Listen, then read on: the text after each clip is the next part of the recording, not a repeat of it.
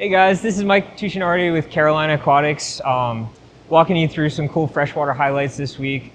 Two of these fish are really interesting. They came from Colombia on our last shipment, and they actually came here as a result of my last trip to Colombia to visit our supplier about a month ago.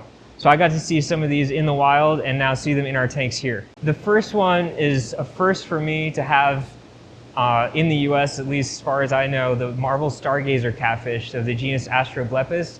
These guys are a really unique cat that come from high altitude mountain streams in the Andes and are pretty rarely found in tropical temperatures. The last trip I was in Colombia, driving down with our supplier there and talking about some oddball fish that you find in those rivers that flow from the mountains into the tropics. And I mentioned these, and sure enough, within a couple of weeks, he had sent me a picture of a couple of them that one of his collectors had got.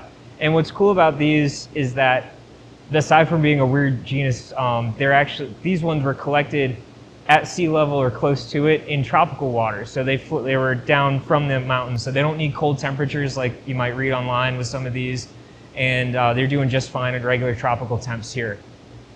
These were collected in the Rio Ariari in Colombia. They inhabit really fast-moving water, lots of rocks, and they have a unique sucker mouth, kind of like a pleco or other luricarid, where they attach themselves to rocks and eat algal turfs, even though they're not related to plecos at all. There's multiple species found side by side in these habitats, so if you look at the fish we have in stock, there's a couple different color patterns, mouth morphologies, and all of them live in the same exact habitat right next to each other. So it's interesting to see the mix collected straight from the wild in the same river.